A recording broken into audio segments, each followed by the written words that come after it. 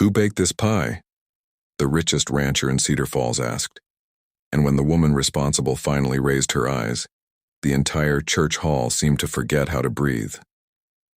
It was October of 1883 in the Texas Panhandle, and Cedar Falls Church was overflowing with the yearly harvest supper. Long wooden tables were covered with checkered cloth. Roasted meat filled the air with its smoky scent, and every family in the county had brought something from home. Walter Holt, 48, wealthy, respected, and known as a man whose word could be trusted, had almost skipped the gathering. He rarely attended community celebrations. People tended to become nervous around a man who owned more land than anyone else in the county. But Reverend Cole had personally asked him to come, and the supper was raising money for the local school. Walter considered that reason enough. He moved quietly through the food tables with a plate in his hand until he reached an apple pie sitting among dozens of desserts. He took one slice, tasted it without much thought, and stopped. He took another bite. His expression changed. He looked at the pie again, then slowly raised his head. "Who made this?" he asked. The question traveled through the hall. Several women who had organized the supper exchanged uncomfortable glances. Then Walter asked again, "I mean this particular pie. Who baked it?" Nobody answered immediately. At the far end of the last table sat Rose Callaway, 29 years old, wearing a faded beige dress that had been washed so many times its original color had almost disappeared. She kept her eyes lowered. Rose had become almost invisible in Cedar Falls during the 2 years since her husband Thomas died. She had married him in 1879 and moved to his 80-acre farm south of town. Thomas had planted a winesap apple tree during their first year together, and Rose had cared for it after fever took her husband in the autumn of 1881. Everyone expected her to sell the farm and leave. Instead, she stayed. She worked the land, hired help whenever she could afford it, paid every bill on time, and brought food to community gatherings even though hardly anyone thanked her. The apple pie on the table was made from apples grown on Thomas's tree. It was her mother's recipe from Georgia, with freshly ground cinnamon and a delicate crust made from cold water and lard. Rose had placed the pie on the dessert table without telling anyone, and had quietly taken her seat. Now 60 people were looking in her direction. After several uncomfortable seconds, Rose finally lifted her head. "I made it," she said softly. Walter turned toward her. Instead of standing over her, he walked to the far end of the table, pulled out a chair, and sat across from her. "Then I owe you a compliment," he said. "That is the finest apple pie I've tasted in 20 years. Rose looked surprised. "It's just an old family recipe." "Old recipes are often the ones worth keeping," Walter replied. He asked about the apples, and Rose explained that winesap trees needed colder winters and careful attention. Walter listened as if every word mattered. Then he asked about the crust. She smiled faintly. "You know something about baking?" "My wife did," he answered. "I learned to pay attention." For the first time in 2 years, someone in Cedar Falls was speaking to Rose as though she mattered. They talked about Thomas, the farm, and the tree he had planted. Walter remembered Thomas as a quiet, honest man. When Rose finally walked home beneath the enormous Texas stars, she felt something unfamiliar. Not happiness exactly, but the feeling that perhaps someone had finally seen her. She did not know yet that Walter Holt's question about an apple pie was about to change much more than one evening. The next morning, Walter Holt could not stop thinking about Rose Callaway. It was not merely the pie. It was the quiet strength behind it. The way she had kept working after losing her husband, kept paying her debts, and kept showing up in a town that had slowly learned to look through her. Walter knew land, money, weather, and people, and something about Rose's situation troubled him. Before noon, he rode to the Cedar Falls lending office and asked about the Callaway farm. Harlan Briggs, the man who handled the local loans, opened his ledger and gave Walter the numbers. Rose had originally owed $160. Through 2 difficult years, she had paid almost everything. Only $47 remained, and the entire balance was due on December 1st. "She has never missed a payment," Harlan admitted. But she may not have the final 47. Walter's eyes narrowed. And what happens if she can't pay? Harlan leaned back. The note can be sold. Whoever owns it can take legal action. Walter asked whether anyone had shown interest. Harlan hesitated before mentioning an outside investor. He claimed the man's identity was confidential, but Walter noticed the slight movement in his eyes. Walter had spent 48 years learning when men were hiding something. He left the office without offering Rose $1. He knew she would never accept charity, and he respected her too much to insult her independence. Instead, he rode to her farm. Rose answered the door with flowers still on her hands. "Mr. Holt? I was hoping you might show me that wine sap tree," he said. "I've been thinking about planting some on my property." Rose studied him for a moment, then led him behind the house. She explained the soil, the winter cold, the pruning, and the best time to harvest. Walter listened carefully. When they finished, he noticed her southern fence needed repair. "Who built this?" he asked. "Pete Dawson." "He's good." "Very good." Walter nodded. "I need someone like him for my northern pasture. Would you recommend him?" Rose looked puzzled. "Yes." "Then I'll pay you $3 for the recommendation."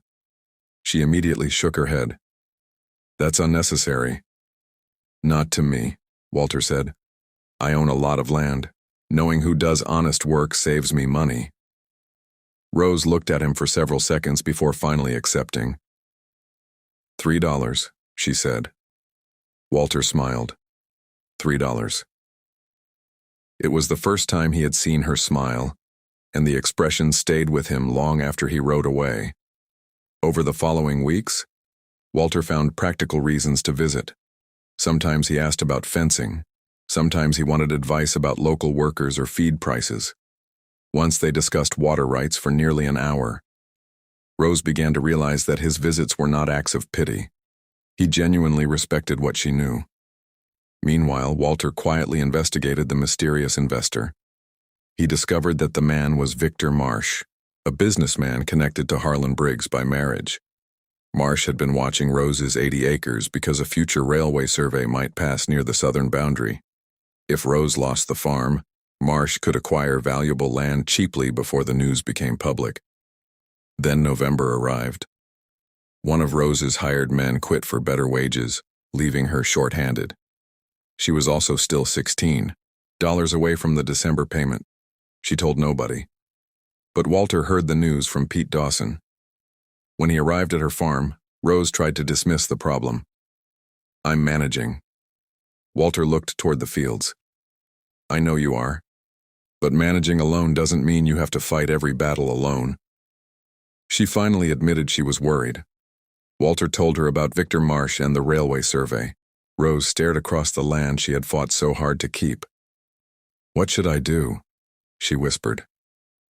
Walter answered calmly, "Let me handle the man trying to take advantage of the situation. You keep doing what you've been doing.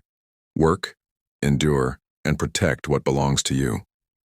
For the first time since Thomas died, Rose allowed herself to believe that someone might stand beside her without trying to control her life.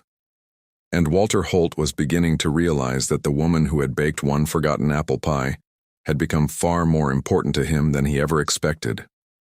Walter Holt kept his promise, but he never told Rose exactly what he had said to Harlan Briggs. He simply visited the lending office and made it clear that transferring Rose's note to a buyer connected to the lender could become a serious legal problem if the relationship was not disclosed. Harlan understood immediately. Victor Marsh withdrew his offer the next day. Rose still owed $47, but at least the threat of losing her farm had disappeared. Then, near the end of November, Rose made another payment. Only $16 remained. 9 days before the deadline, she sat alone at her kitchen table, calculating every expense, when a knock came at the door. She expected Walter, but instead found Reverend Cole standing, there with Pete Dawson, several church families, and people she had barely spoken to in years. Reverend Cole held out a handwritten contract. "This isn't charity," he said. "It's work." Rose unfolded the paper. The congregation wanted 50 apple pies for the upcoming Thanksgiving bazaar.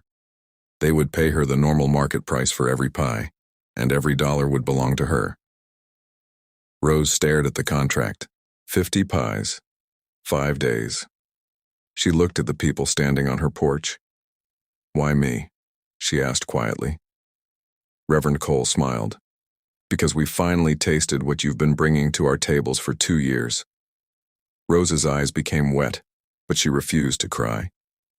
"I'll do it." The next 5 days transformed her little farmhouse into a bakery. Before sunrise, Rose peeled winesap apples from Thomas's tree. Her remaining hired hand-sliced fruit while Pete Dawson brought extra wood for the stove. Women from the congregation arrived with flour, sugar, and lard.